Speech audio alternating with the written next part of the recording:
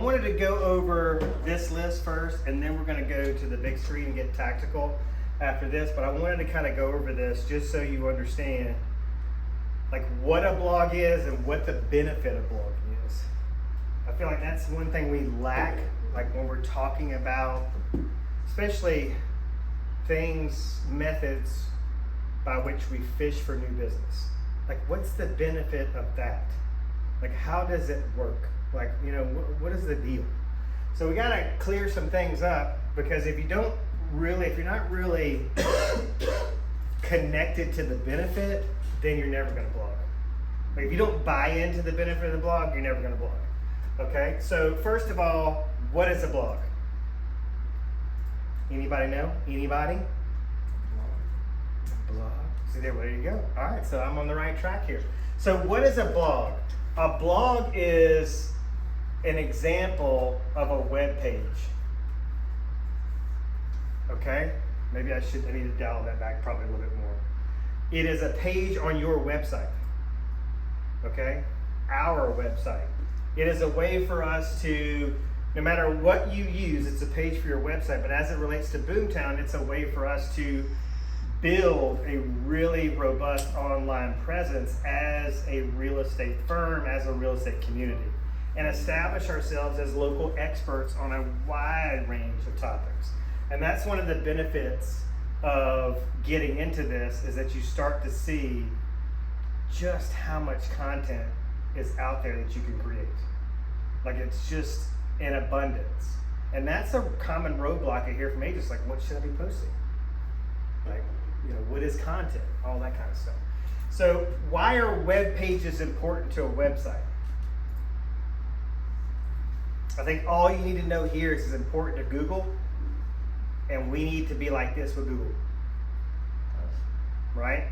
So Google likes websites that have informational, valuable web pages on topics that the people that go to Google and type in the search bar are typing in. So if your blogs and the information in your blogs matches that search criteria, there's a good chance you're gonna be found. But Google, and if you are found, Google's gonna go, oh wow. Like, Chase is a big resource in the local community for a lot of these questions that our visitors are asking. We're gonna bump his website up in the search engines. And you see, that's how it like collectively helps us all be found in the search engines, right? It helps our website be found, helps us build a web presence as a company, okay? All right, any questions about that? No? All right. So, I mean, yeah. Cause like, I guess like we go to like the website and we click on the blog selection. I mean, so we can add things in there. So you can use the company website as a blog provider, and then there are several other low-cost options out there. There's even some free options out there to blog. Okay, there's some arguments you'll see as you get it, and one thing I really want to do is encourage y'all to research this, right? Like, research what other realtors are doing. Find maybe a realtor who's a big blogger in another market, and pick their brain about it. Like, what does this do for you? Why do you do it? What are some of the benefits you've gotten from it? But one of the reasons, like if you were to, and I didn't finish my thought, but one of the kind of the arguments you'll find when you get into the research is whether you own your blog site or you don't. Mm-hmm. So if you're not paying for a website, a lot of times you're helping this other provider build traffic to their website so that they can get more advertisers, and that's how they make money.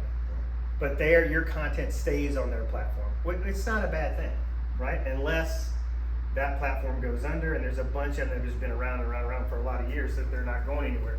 But if somebody clicks on your WordPress blog that brings them back to your real estate website, Google really likes this. This is a process called backlinking.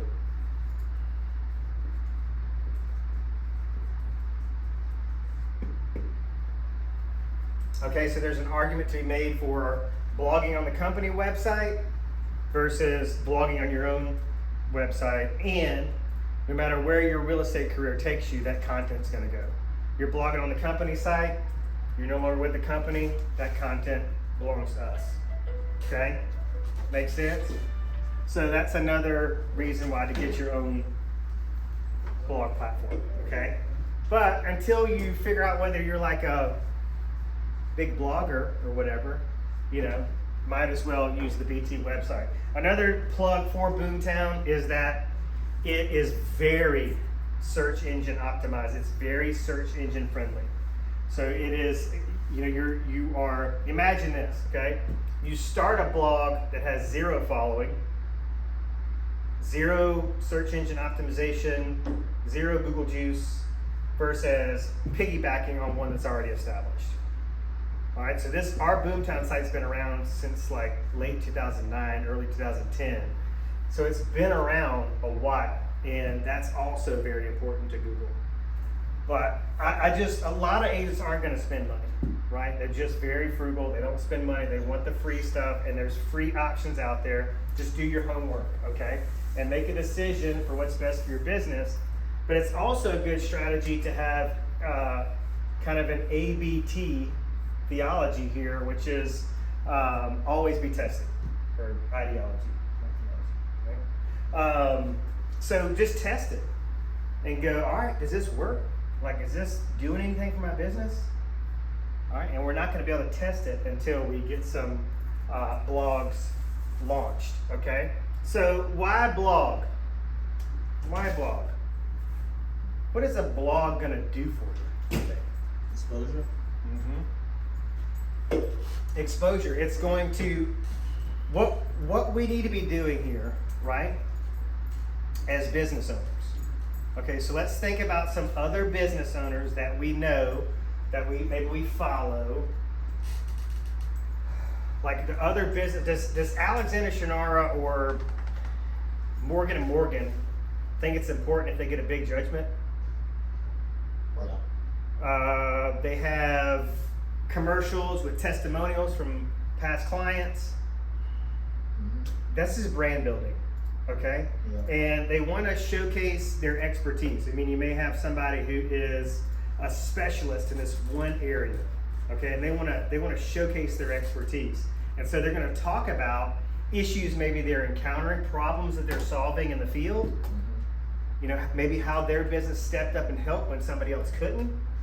But we need to be showcasing our knowledge, all right? So this is a big, big principle in real estate as it relates to content creation, distribution. You want to educate to attract.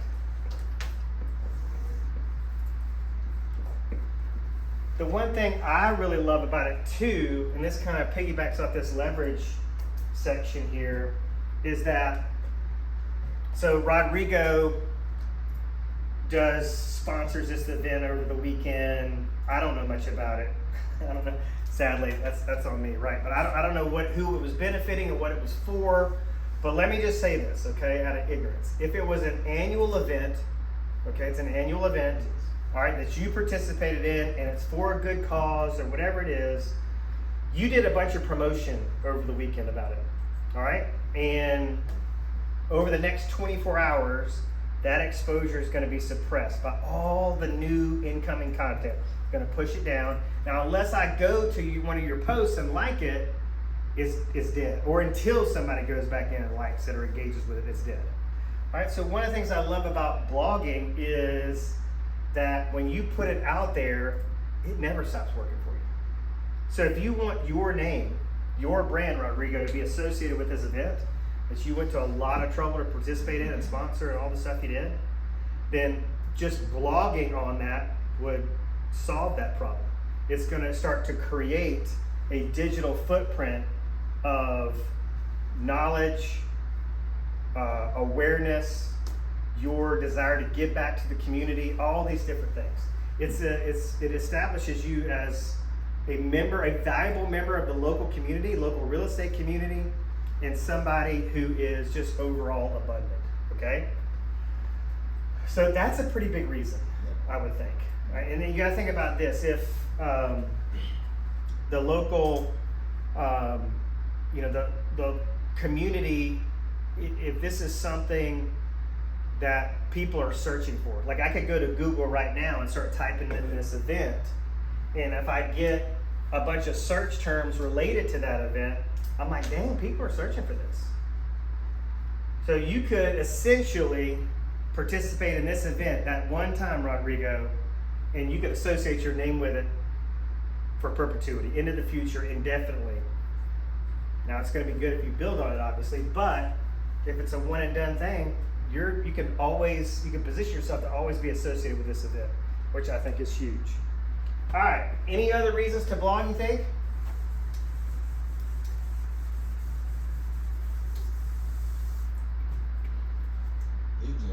Lead gen. We need some gold stars for Chase. All right. So lead gen. So this is Chase's blog. Okay. And then in the blog, he puts a link back to his website with a call to action. Okay. So you're blogging about, I don't know, a really hot subdivision where you want to sell homes. Okay. All right. So let's say, you want to take advantage of the new construction, all the hype around new construction right now. Okay. And you want to position yourself to get these, 1 to 2% bonuses from these new construction builders. Yeah. Right? It can go up, really high. Mm-hmm. So you want to start blogging about all the ones that are around you, and there's plenty in Gardendale, Kimberly, Mount Olive, around that, I think even in Fultondale maybe. Mm-hmm. And so there's plenty going on there. That's your backyard. That's where you shop. That's where you bank. That's probably where your gym is. That's where you're seen. Maybe not. Maybe. And you see how it kind of all comes together. Yeah. It's like, I'll read your articles, or I see, because one of the things we're going to talk about is how to leverage this content on social media. Okay. And it's just another piece of content you can put out there. I would just, it's not like these posts don't work at all or have zero value, but one question I want you to ask yourselves is, before you post, what value does this have to the consumer? What consumer value is this offering? And I can go on Facebook at any given day, any given week, and find a post within a matter of minutes that's of the, that's kind of goes in down this lane. That I've got I've got real estate signs that need yards. I am now accepting new clients. That's my favorite one. But looking to buy or sell, I'm your person, right? What value does that offer anybody? Yeah. Okay? You're suffering from, let's say you're suffering from a physical ailment right now, and you're pretty convinced there's an issue and maybe you're going to need surgery. All right? So I don't know what it is. It's neck surgery, back surgery, whatever, an old, football injury or whatever. You see a post on social media that says, hey, I'm just the knee operating expert. I'm the knee doctor expert. You got like old football injuries. I'm the expert. I'm now accepting new clients. What value does that bring to you? Just somebody saying, hey, I'm your guy for knee surgeries. Is that enough?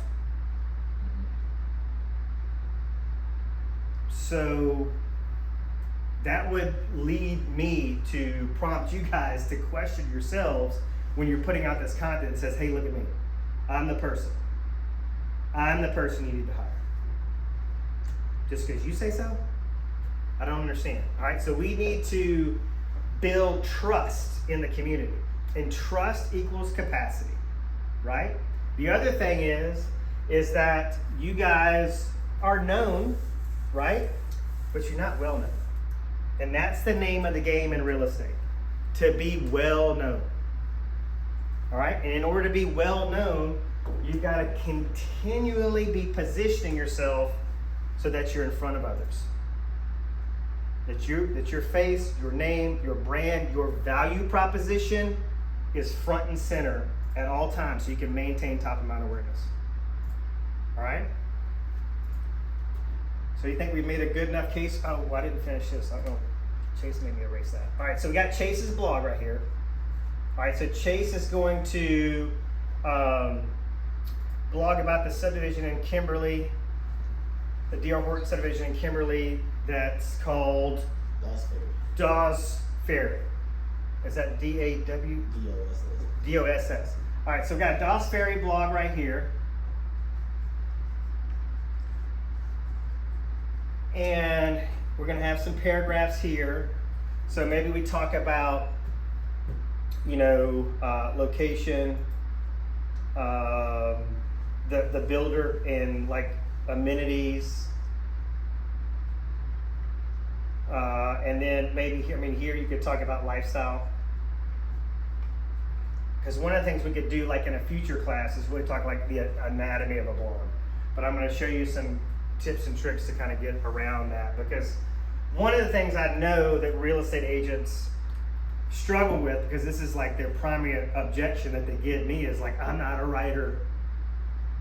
And for me to sit down and write a blog would take hours. Didn't you say I'm supposed to be on the phone? Why am I going to spend hours doing this?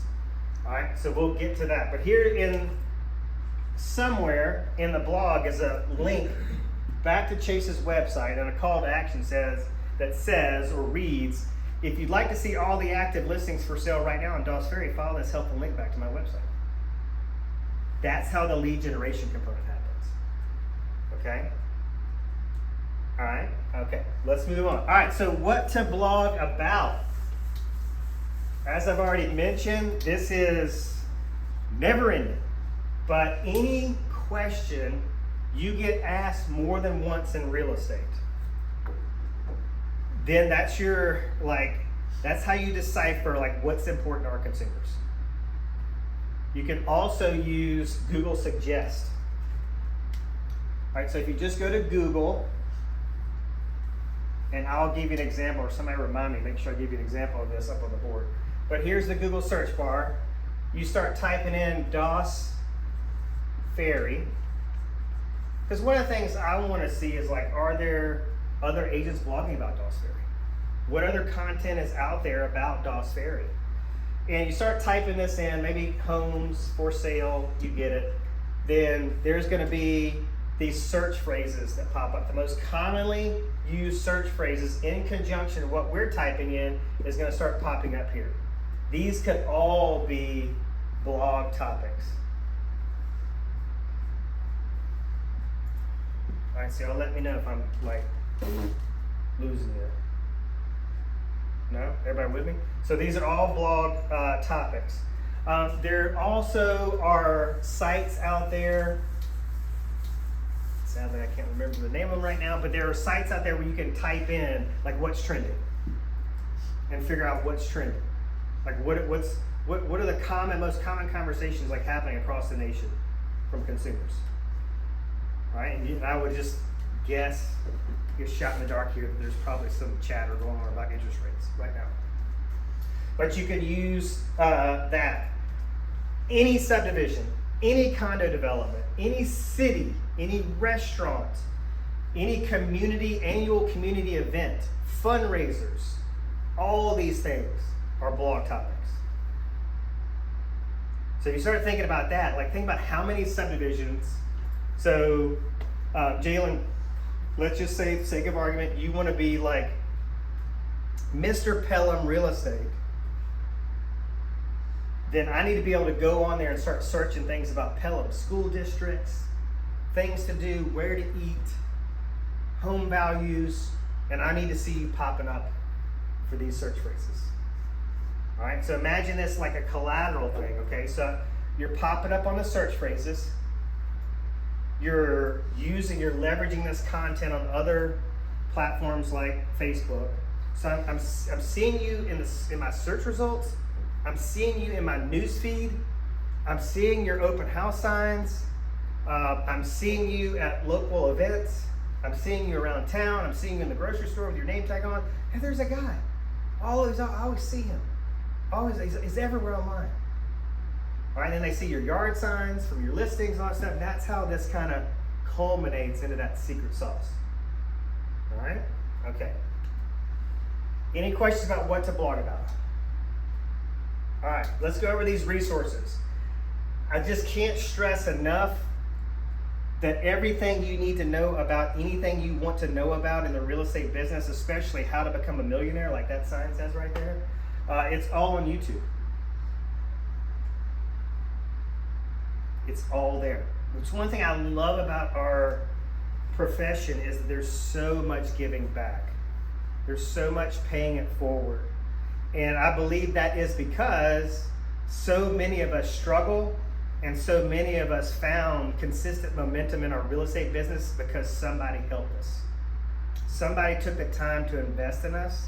Somebody saw that deer in headlights look on our face and was like, hey, let me help you. Let me help you find success. And then there's just that obvious or natural instinct to pay that forward, to help others, okay?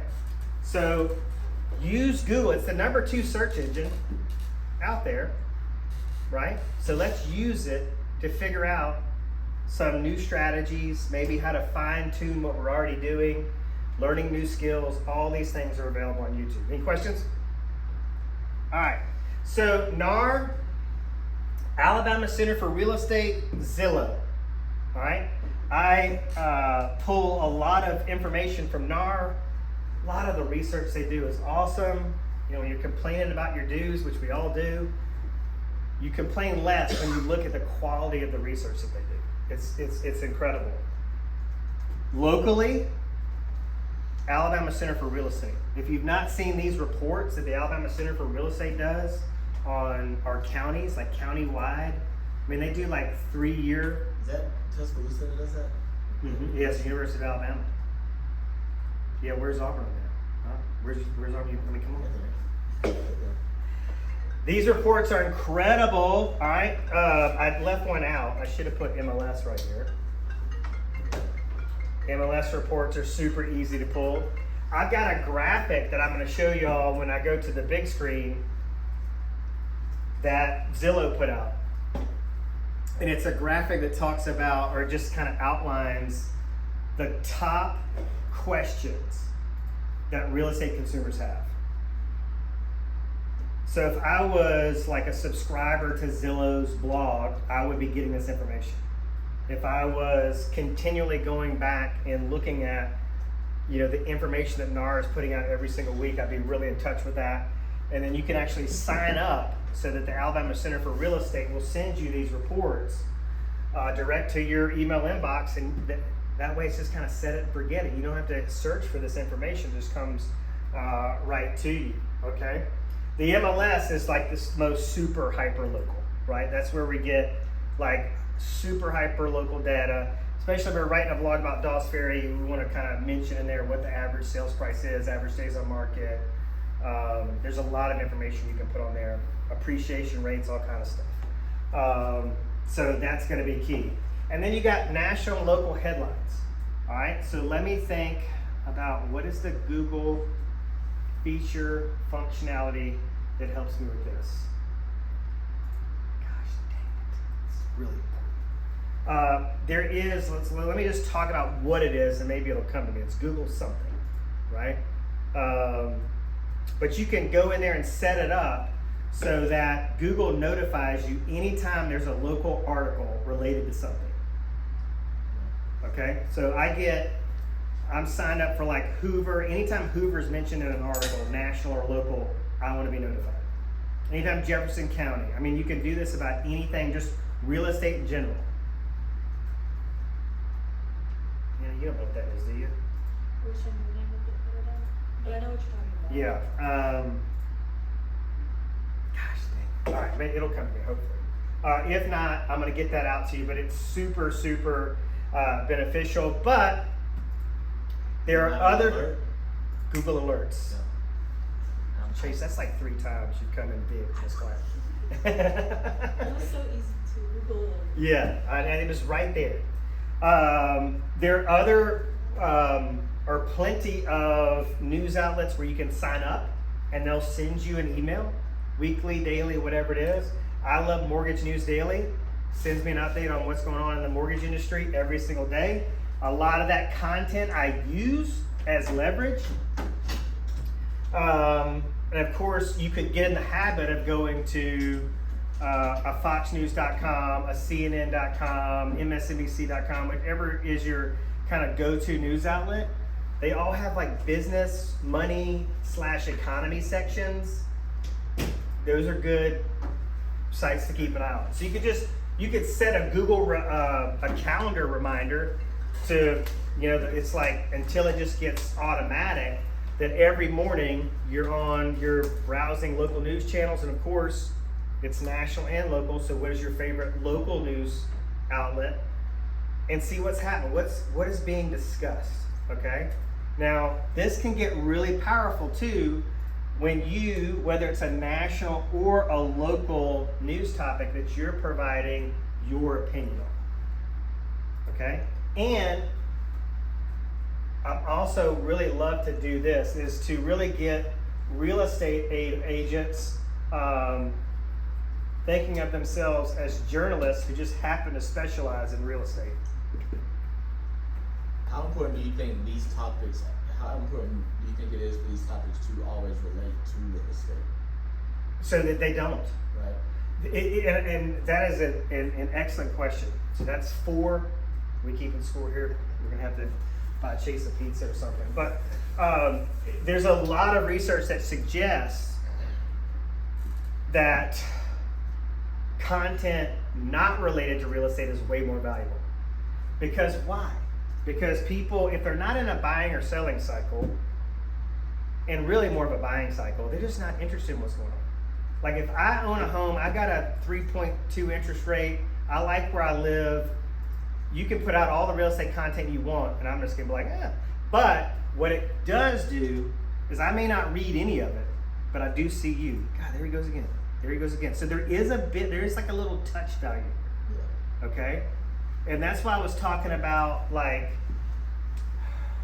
during the sales meeting last week about branding your content. If I've got a YouTube thumbnail that's got my face on it and my name and information, maybe I've got my website down here. If nobody watches the video, I'm still getting a benefit from this. Okay? There is also a lot to be said for, not only the visibility, but the credibility. I mean, think about this, people love to do business with people who love where they live. And there is this concept called the law of reciprocity, where if I'm moving, one of the goals here, why blog? Let's back up here. Another benefit of why blog. Would you like to build a relationship with people before, and then think about moving to Birmingham, before they select a local real estate agent, before they get a local referral, before they go to a referral site? 100%. Okay? So this is the way you can do it. Now, if I'm too late in that regard and somebody already has a real estate agent, they already closed on that property. This was just reinforced with me Friday afternoon as I was talking to a new seller about why she chose us. And the main reason was because her real estate agent abandoned her. She hasn't heard from her since they closed on the house. Not once. Okay? So that was a big reason why. All right? So, not sure I was going with that. Where was I going with that, Anna? Nobody knows. All right, whatever. We have to come back to that too. Yeah, so let's think about this, okay? Like dog parks.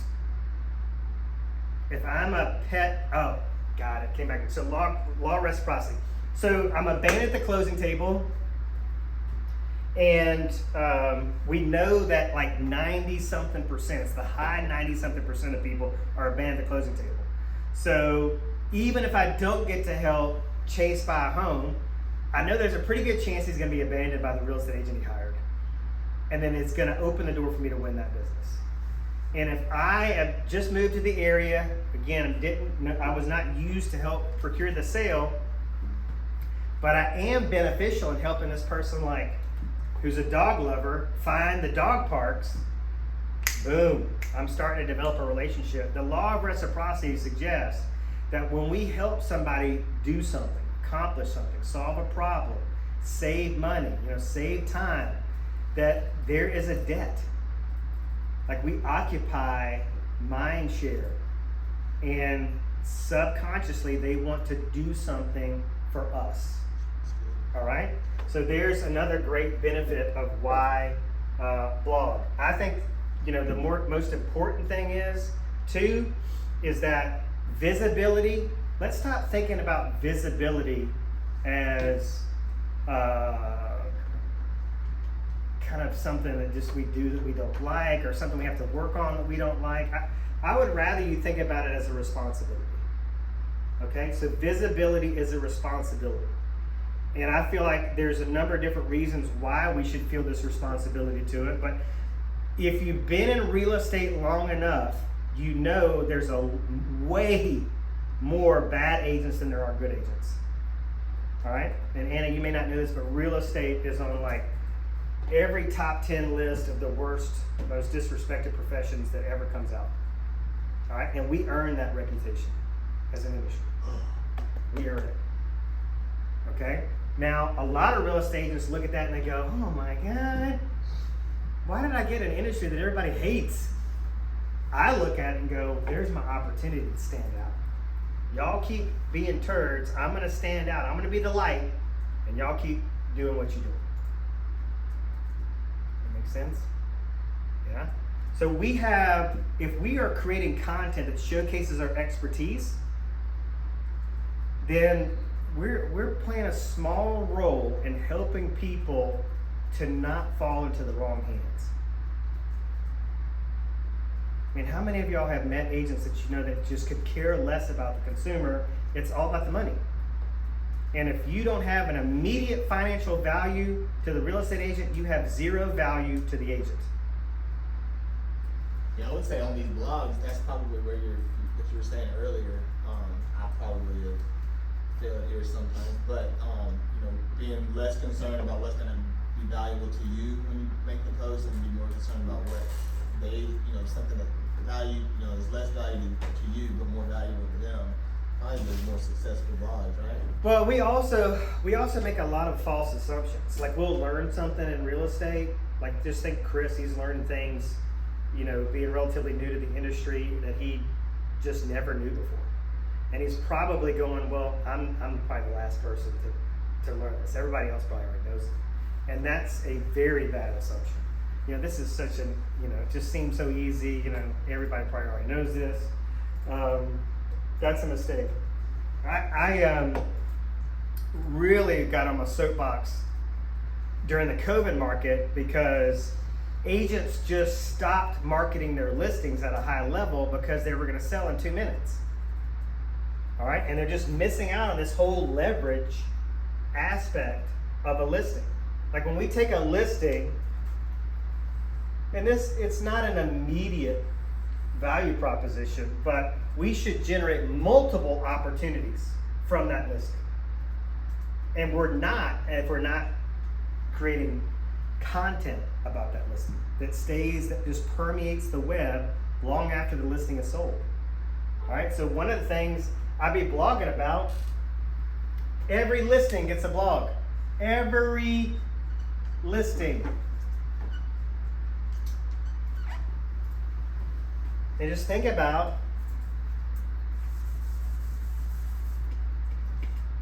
why. What is the why behind the what here? So I would guarantee you, if I blog about every listing, that's probably going to beef up my listing presentation. That's probably going to increase my value to the seller. And it's going to feed my personal brand, help me stay top of mind, help me build rapport with people I've never even met. Those all sound like good outcomes that I can really, really get behind. But there's so many other little ripple effects here.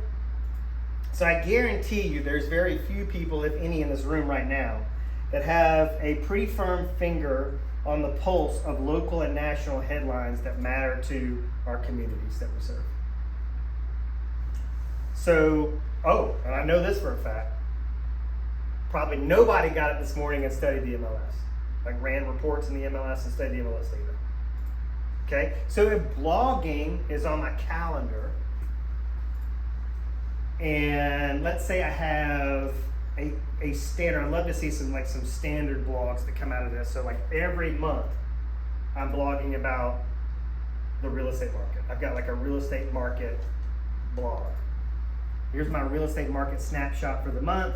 Just a basic overview of like what's going on with home values and interest rates and all that stuff. Like that's gonna get me doing research that real estate agents do not do. They do not do daily research. And therefore, they're letting the consumers down whose number one expectation is market knowledge.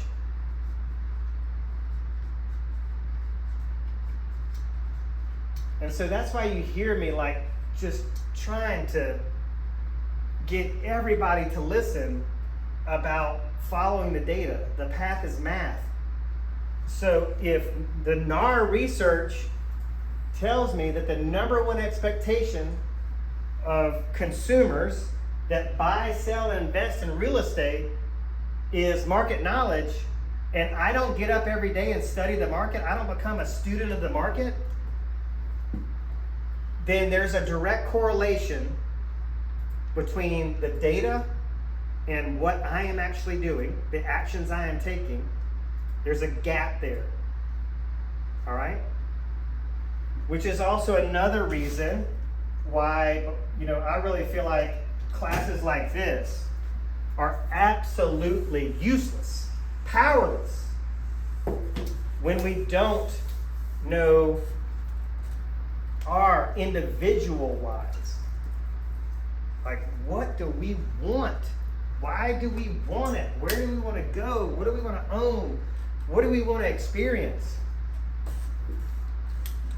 And this is hard.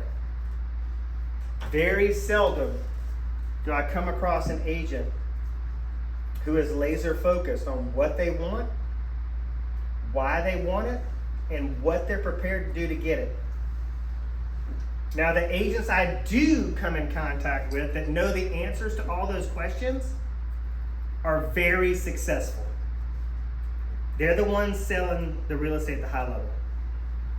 Continually closing, consistent closing, constant state of momentum. Okay? All right.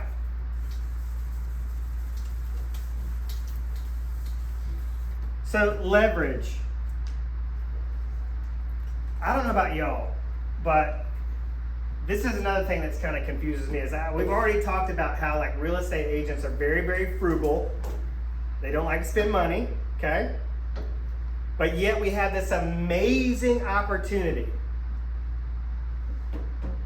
to deploy a free 24/7 sales force for our respective real estate businesses. And we're not doing it. Makes no sense. Okay, but to me, this is huge. A free sales force, like while I'm on vacation, while I'm sleeping, while I'm driving in my car, it's just working for me all the time. I have sat down across from a kitchen table from sellers who said, before I even get started my presentation, say, Jason, we feel like we know you. It's so like weird to have you in our kitchen or in our dining room. Like, we've been watching your content for 6 months, a year, and now you're here like in our living room. This is weird. And I'm going, heck yes. So glad I wrote that blog instead of watching that, the last quarter of that football game or whatever it is, because I've got a leg up over the competition at that point.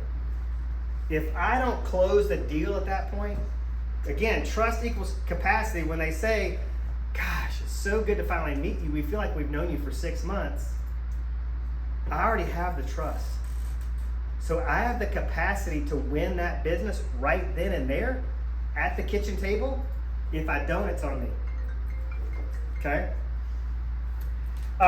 Social media content. I spent a lot of time doing research on this blog. Researching everything I can find out about a community or a new restaurant that's coming into town, or a big citywide like event. Maybe it's some big thing. I don't know if they still do like the concerts downtown, all that stuff, city stages and all that stuff. They don't do that. Yeah, do that no more. But maybe there's something else they do. Well, let's think about this. I always use times of year. The times of year. So right about now, everybody's wanting to know where's the pumpkin patches and where's all the fall events and stuff like that. So where can I find the pumpkin patches? Maybe I want to blog about the best haunted houses in the area. All right, so we can use times of year. But I go to all this trouble to write this blog, and I'm going to create a graphic on camera. It's got my face in it. I'm going to take an excerpt from the blog and put it right here. And then I'm going to have a call to action in the post at the bottom that says, hey, see the link in the comments to the full article. I'm listening. There's your content. And this is how I can build a following, right? Does that make sense to everybody? Say that again. What are you doing now? Say that again. So I've taken the time to write the blog, okay? I want to get the most bang for it. So once I put it up on my website or whatever blog platform it is, then I've got the opportunity to be found by Google, right? And we never really talked about that. Like, how does that even happen? So all you need to know is that Google proactively searches for content creators and the content they create that is relevant to the people that are using their search engine. And that's all we need to know, okay? And the more content we give Google, the more it goes, great job, Chase, we're gonna help you connect with some clients. That's pretty cool, all right?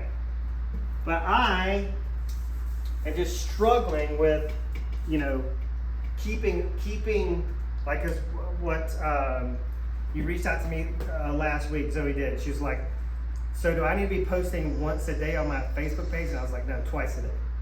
So she may have like the once a day down, and she may be like, I need some more stuff, until she gets in the groove. She'll get in the groove where she's like, gosh, what if I got so much content, I could post like 4 to 6 times a day. But she's not there yet. She's struggling with the 1 to 2. So this gives me another post, but I can go into Canva and create like this amazing graphic with my face on it, my brand of my team, my website, all that stuff, and talk about, hey, here's what you need to know about the Alabama State Fair. Here's how I have the best experience at the Alabama State Fair.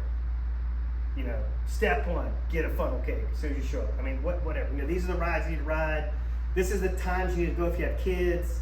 Avoid, don't go after dark kind of thing. Whatever it is. And I put an excerpt from that blog in the post, and then I put a call to action at the bottom of the post that says, see link to the full article in the comments. Okay? So then I'm putting some really valuable social media content on there, and I'm also gaining exposure for my blog, all kind of stuff, all right? And then certainly, like, we're not doing it right if we don't have a link in our blog that goes back to our website. So if I write all this information, the only prospecting method to this madness might be at the end of the blog. It just says, hey, if you found this blog helpful, I'd greatly appreciate, you sharing it with other people. And if it's on Boomtown, I'm getting some web traffic there. So I got a link in the blog with a call to action. Follow I wrote this whole blog on the Alabama State Fair, but guess what? If you'd like to see what's currently on the market in Birmingham or the latest listings in Birmingham, follow this link back to my website. All right, so web traffic. All right. So would you say it would be better to if we were gonna start blogging, should we blog on our Facebook, or should we do it through the Boomtown and then share it to our Facebook? Yeah. So what I was just talking about there was doing it on a blog platform of your choice, and then leveraging that content on Facebook. You could leverage it across multiple channels, right? Some real estate agents want to put out a weekly or bi-monthly newsletter or monthly newsletter, and they're just really lacking on the content. So if I write a blog, I got a web page that I'm creating for my website. I've got content that's going to go into my newsletter. All right, I've got content I can share across my social media channels. Killing a lot of birds with one stone in that regard. But what I think we should really get excited about is farming.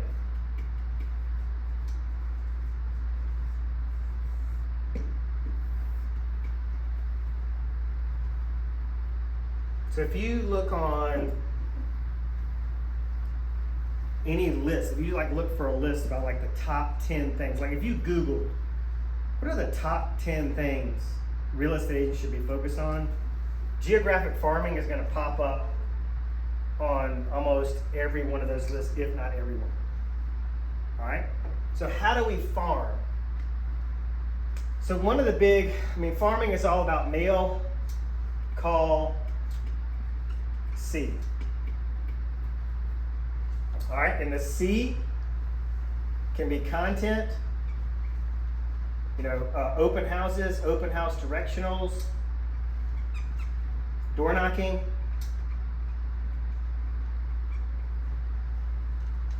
All right, I might circle prospect. This is where that calling comes in.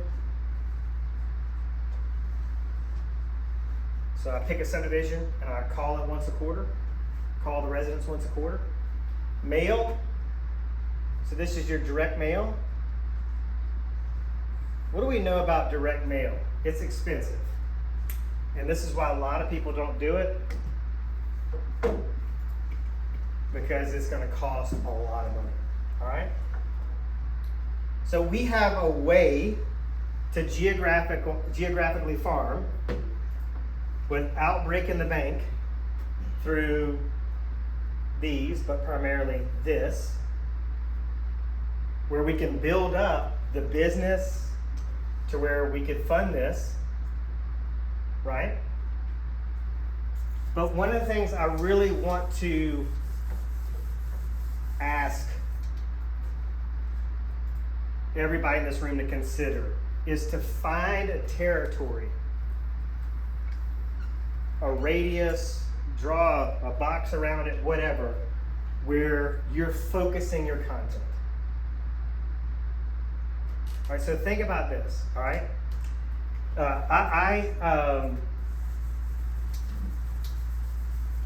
An agent reached out to me last week that here locally wants to sell her business. She's got a $20 million per year real estate business, not too shabby, wants to sell it, wants to retire. All right, that real estate agent, why do I keep erasing this thing? She's got a territory in Hoover, okay? And it's where she lives. And this is a very, this is a very tight section. Really, mainly the majority of that $20 million annually that she produces comes from one subdivision inside this territory.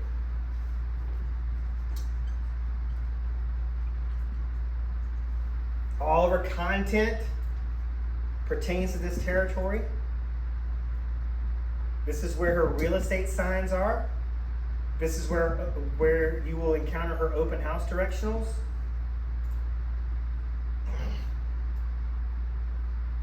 So in order to get big in the real estate business, you have to first get small. All right, so my advice here is, and this can be a little tricky though, but if you are living somewhere where you know you're going to be living for the foreseeable future, let's build our expertise there. All right, because it's just going to be the easiest, right? We've lived in that area for a number of years, hopefully. We know a lot of the small businesses that are in the area. Maybe we're already working with the schools, doing advertisements at the football games and things like that. We're out and about in that community. Like I said, that's where we shop. That's where we go to the post office. That's all where we do all our things, right? It's also a lot easier to know the data, days on market, average selling price, kind of keep our finger on the pulse of that data when we're focused on primarily one specific area. So a big problem with the market knowledge issue is that market knowledge in real estate is like a mile long and probably 10 miles deep. Okay, it's just overwhelming. And I'll tell you this is just like, it's just gonna happen. So let's just keep this up there. Maybe if I put it up high enough on the board, I'll stop erasing it. But number one, market knowledge.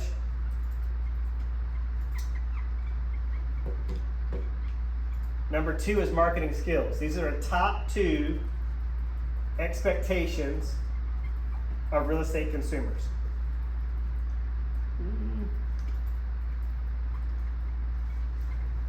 But what I also love to point out is that although these should be our top two priorities, it's really confidence that ultimately gets us hired.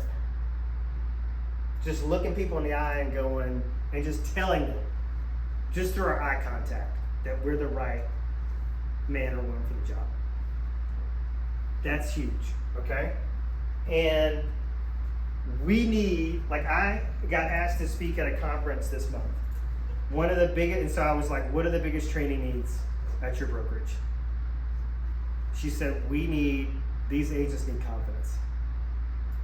I need you to help them build confidence. This is huge.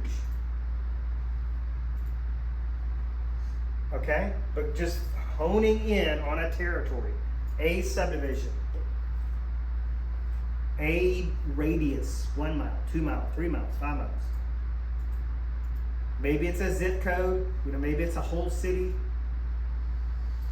But we don't really want to expand much after that, much further than that, or we're going to really get overwhelmed. The other thing is there's a watering down effect, okay? So if I have a farm selected, okay? So this is my farm, and this is all of Greater Birmingham.